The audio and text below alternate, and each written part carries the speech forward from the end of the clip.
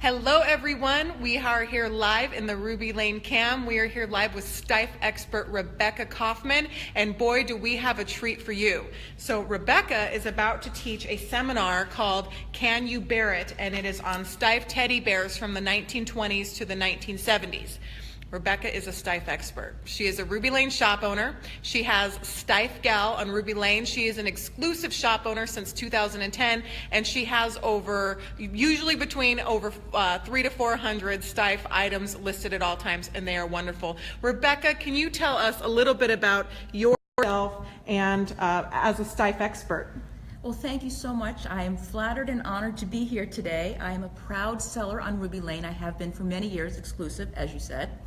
And I use Ruby Lane as one of the channels to help spread the love of Steiff. We love Steiff. We love Steiff. I live the Steiff life. I have over between 12 and 1,500 pieces in my personal collection. I have been the official Steiff archivist for many years, which means I actually do work for Steiff, and I identify and value vintage Steiff items for the company. They send me all over the country and all over the world, and I lead events and give presentations. And I'm also the one who's been writing the Steiff Club Magazine on the vintage items in the magazine since about 2003. So incredible. I mean, your CV was just endless and wonderful, and it is such a treat and an honor for us to have you on Ruby Lane and for us to be here in this mini seminar that we are bringing to the world right now. So it's just us, and this is so great. What are we going to be talking on today? Well, today I decided, after many years of presenting things about dolls, Steiff dolls, which I love with the same passion as teddy bears, but I decided it was time to bring teddy bears to UFDC, and in a hope and that people would find them as wonderful and loving as I do. And I thought by teaching a master class that people would learn the whole history of these wonderful items. We're going to totally geek out. We're going to talk for about 3 hours on just about everything I know about teddy bears, and I've prepared a handout for folks that lists all of those details, so you don't have to take copious notes, because it should all be there. But I'm always here for questions and such, and my email and contact information is on the Ruby Lane site if anyone has anything they'd like me to identify or value. I don't appraise, because appraise is an official procedure with documentation and legal and paperwork and all that stuff. I don't do that. I value. So I can tell you what something would sell, for instance, at auction or on eBay or on Ruby Lane or in a personal transaction. Those things are all very different. A personal opinion of a fair market price is much different than an appraisal service, which you know is a lot easier for us in the industry, is not to have to write all that stuff down. Well, the truth of the matter is that most people who come to me who want to know what something is worth have either found it somewhere and like to know, did I hit, am I having an antiques roadshow moment, which is always really exciting, and that happens occasionally, or people have 2 or 3 things that they'd like to divide amongst their family, and they want to make sure someone isn't getting like a $200 thing and someone's getting a $3 thing. So we have that as well. And oftentimes people come to me because they've inherited a collection that they're not personally interested in, but understand that their relative or friend was, and like to rehome those items into loving homes, either through auction, through Ruby Lane, through personal connections. So people come to me for a lot of reasons, and that's why people come to me basically for the evaluation. Sometimes people come because they really do want to know how something is worth, and I would have to send them elsewhere to someone who officially does this with their paperwork. But I can think of maybe 1 or 2 occasions in the past maybe 20 years that that's been the case. Where you've had to do that. So we are so lucky on Ruby Lane. There are so many knowledgeable shop owners, and you are the Steiff gal. And to be here today with you to learn about the teddy baby is just going to be such a treat. So what are we sitting in front of? Well, you're sitting in front of a few of my favorite things. I could break into song for you, but I won't. Trust me. I do love these things. So Steiff has many, many different styles of bears, but perhaps, and every collector's different, but it's been my experience over the years that inevitably collectors really love Steiff teddy babies. And that's why I brought these here to convention today, to share them with people, but also to talk about them and how important and how special they are. I just think this is a really special design. I'll give you a history of it. It was produced in many different forms. These teddy babies go back, the teddy baby came into the line in the late 1920s, and it was a really radically different design than Steiff was used to producing. In the 20s, Steiff started really expanding the product variety, because before say 1920 or 1921 or 1922, basically the same teddy bears were in the line since the turn of the last century. So there really hadn't been a lot of innovation. A man named Richard Steiff, and he's the one who actually invented the jointed teddy bear as we know it today, came to America and started helping to expand the family business in America, and spent a lot of time with people and shop owners and collectors, and realized that the Steiff brand really needed to update its image to what was happening at the time culturally, socially, expectation-wise, aesthetically, in the 20s. And so in the 20s, you started seeing bears that were happy, with great personalities, and perhaps in different colors, with open smiling mouths. They were just much more happy and much more, they were much more precious and much more feminine, much more toddler-esque. And one of those designs that came out in the later 20s is this Teddy Baby. And Teddy Baby was produced in sizes in the 1920s through about 1943, was produced in mohair, which is the typical Steiff fabric, or wool plush, which is a transitional or sort of a fabric that is used as a substitute in poor times. And it was produced in sizes from itty bitty to maybe 65 or 70 centimeters in the standard line.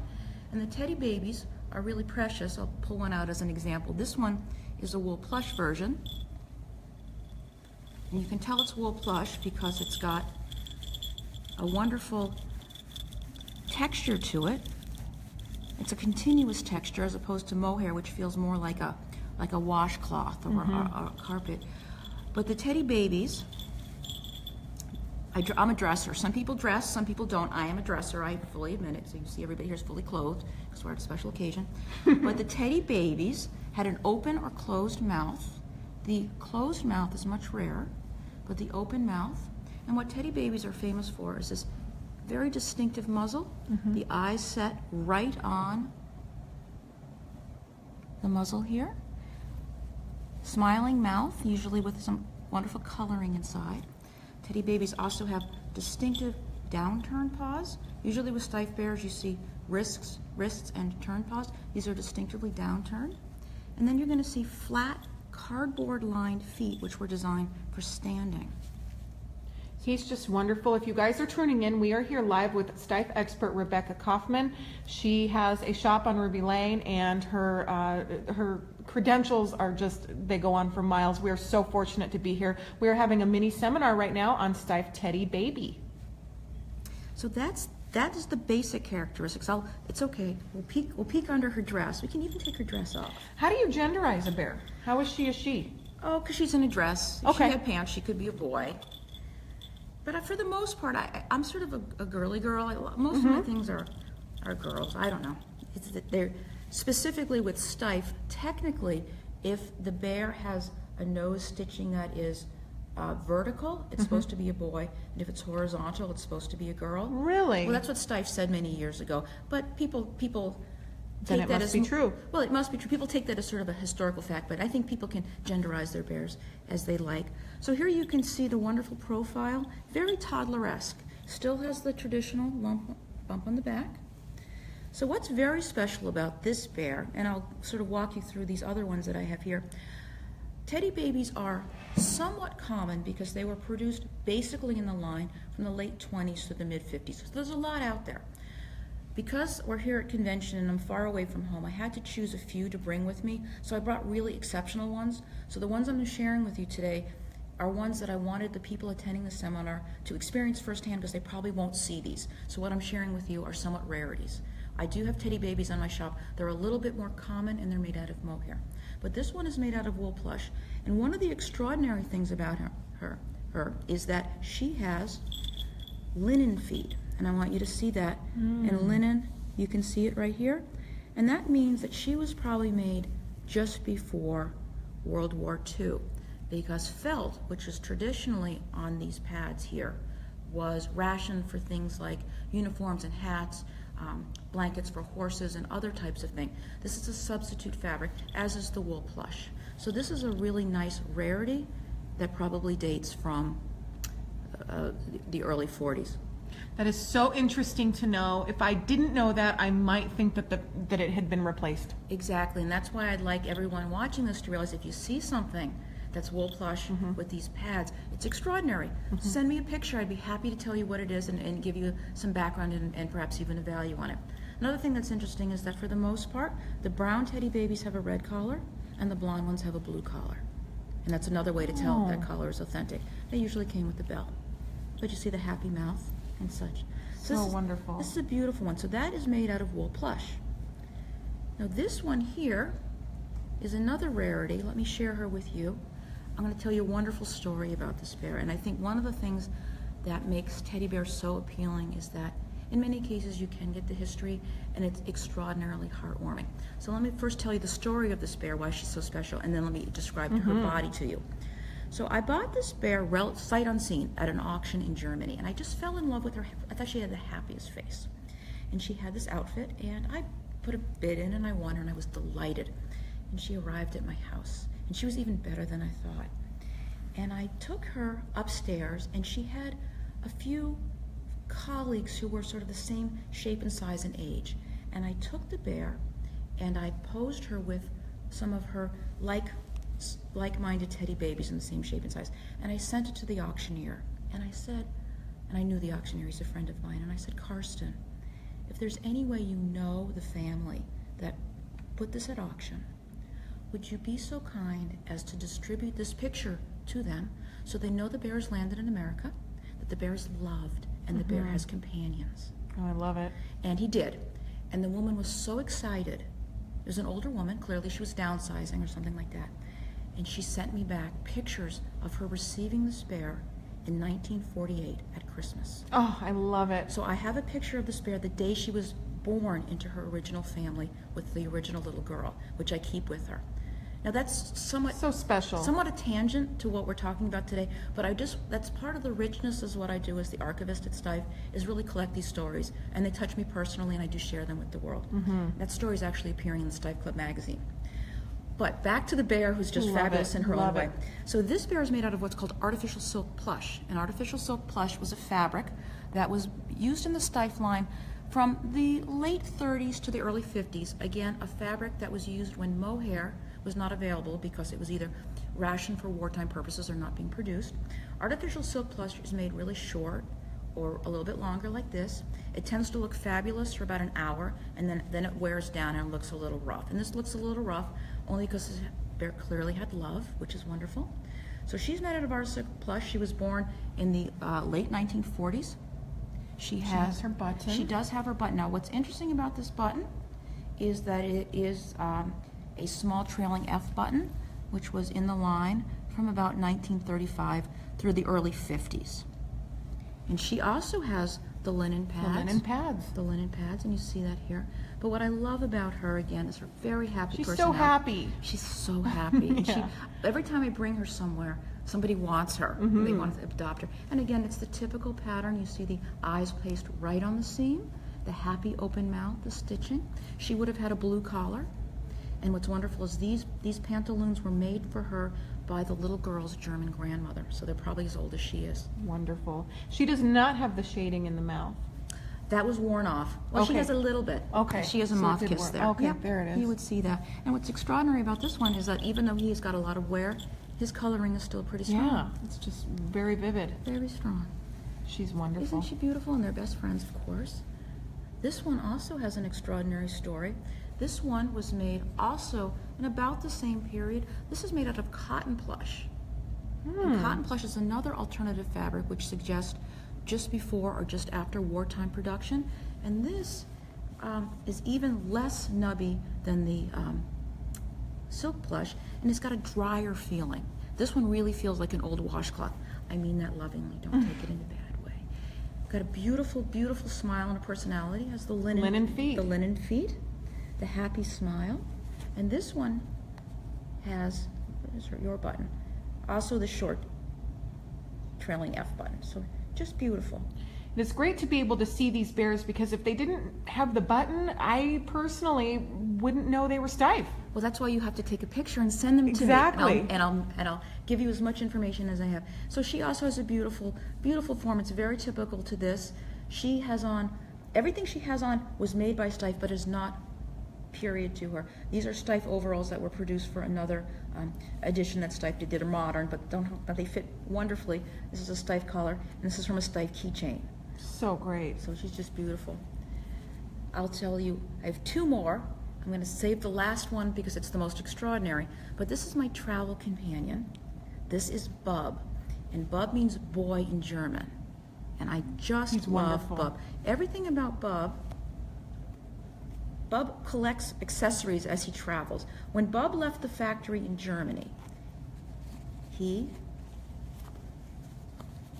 know it's hard to undress in public, but that's okay. He had everything on except this necklace. And Bub came in brown and blonde. This is wool plush. And he came in several sizes and several costumes. And when Bub was new, he had a wool plush head that was blonde, and the tips of his arms, these hands and feet, were also wool plush. He has a very generic body, and I don't mean that in a negative way. It just simply means it's a simple body, and they put different heads on it. They would put a cat, they would put a dog, they would put a bear, other different things. Because this also was produced in the mid to late 30s, when things weren't so great in Germany, and there weren't a lot of supplies, and wasn't a lot of bandwidth. So Steiff was able to produce a large number of different SKUs using a very simple body with different heads and different clothing. And I think Bub came in maybe 8 or 9 different outfits. Over time, Bub has gotten a necklace. My roommate here gave him a little purse. This is not original to him. This was one in our tote bag. He has a magic wand, because every teddy needs a magic wand. He has a sweater, which he got when he was visiting someone. And last year in my goodie bag here at convention, he got a jockey hat. He's so cute in that jockey hat. So he's just sort of silly, and he goes all over the world with me, and he's just loved. Oh, it's wonderful to have a traveling doll or bear. Correct, and a teddy baby on top of that. So this is Bub, and we are just best friends. I have one more bear to share with you, and this one I think is probably has the most extraordinary and most unknown background, and I'd like to share that with you now. So what we have here, and believe it or not, this is a teddy baby. Wow. Okay, this teddy baby, I'm not really sure when it was produced. What we know is that the Steiff factory was not producing toys from the early 40s onward during World War II, but we know this is wartime production. This is a teddy baby. It's called I don't know what the German word is, but it means it's sort of hangling. She has like an elongated dancer body. Dancer body. And what's extraordinary about her is that she's made out of stockinette. Mm-hmm. And as the archivist for Steiff here in the United States, I cannot think of another product ever used with this absolutely, I'm going to use the word cheap, but I don't mean it in a bad way. Mm-hmm. I just mean it was what was available at the time. They had stockinette, they had little swatches of the silk plush here. She's not jointed. This is the simplest body construction, and it's okay to take a peek. You can see her body is still stuffed with excelsior. Can you see that there? Okay. She's really a precious. Yeah. And as the archivist, you haven't seen other pieces like this. I have seen other examples of this, but I have not seen other examples in a different model made of stockinette. And I would be very curious if anyone seeing this has seen other stockinette examples. Please let me know. I'd be very interested in doing an article for a publication on that. So she's unjointed, very simple, but you can see the teddy baby face. Just beautiful. She has her button. And I think what this says is that over time, regardless of the situation, and things have been really tough in Germany, where Steiff is located in southern Germany, the company always strived to produce beautiful toys for children. And if you can see the condition of this, you realize the condition must have been horrendous, and this is the best they could do, and that they really wanted to do well. And I think all of these toys reflect that quality. They do. They're wonderful. And it's just a spectrum of teddy babies. These are the rarest teddy babies that I know of.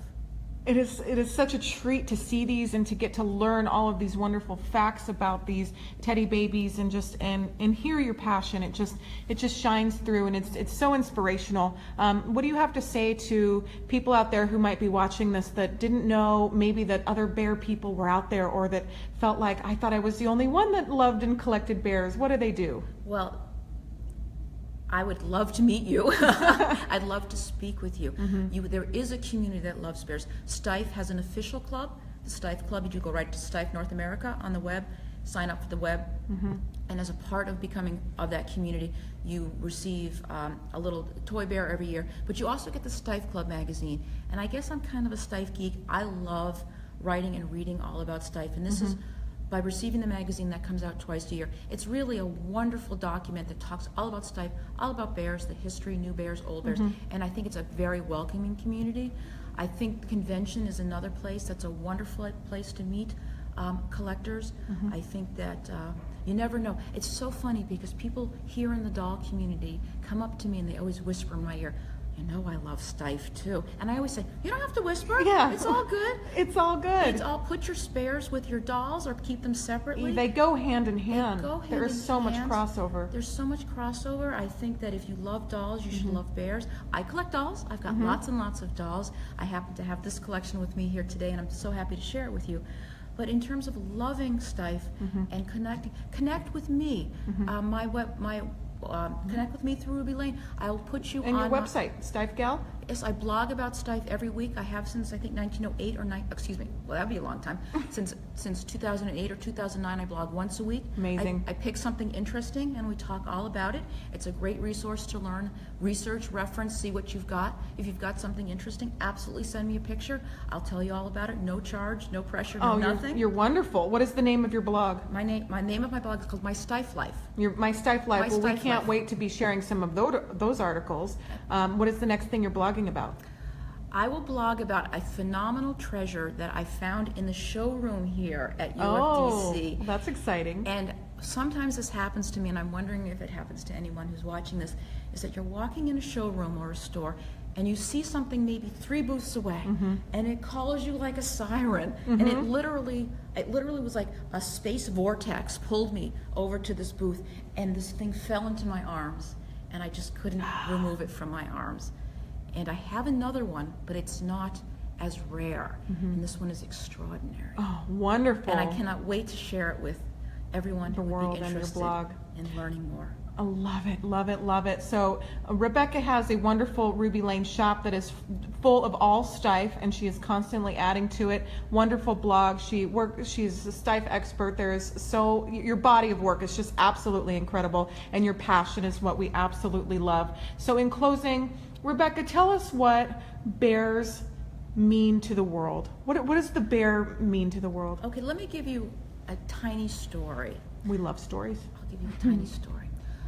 I think that for a lot of people who are maybe 50 and older, I think the bear really represents an important part of their life that they can't recreate or bring back, but simply having the bear or a bear like it, or like their childhood bear, brings them to a very special place. So I think it's I think it's a place of nostalgia, and I can't tell you the number of times, and this is my most favorite type of work. Someone will say to me, "When I was a child, I had X, Y, or Z." There's nothing I like more than to give that exact bear to a child or a grandchild. So it sort of is a connection between the generations, but it's also, I would love that person to feel the love that I felt as a child as well. So I can't tell you how many times I have found somebody's childhood bear for them. And obviously it's not the same bear, but I do my best to find, if you had a teddy baby in 1948, I'll do my best to find you a teddy baby from 1948 that you can either have for yourself, give to a special person, give as a wedding gift, give as a birthday gift, give as an anniversary gift. I can't tell you how many times I've provided anniversary presents for couples, or birthday presents, or special gifts for people. And there's nothing more remarkable than that for me. And it's really not even anything to do with business. It's just like, I'm just personally just so feels good. touched that you are feeling good and loving these things as well. Right. Oh, that is so special. Through our bears and our dolls and our doll houses and our toys, it really is a safe place to play. And it's a wonderful, whimsical world. And thank you so much for giving us a peek into your wonderful and whimsical world. We hope you have a great master class here in a couple minutes. And teddy hugs to everyone. Teddy hugs to everyone. Thank you so much, my pleasure. Rebekah. Bye-bye. Bye-bye.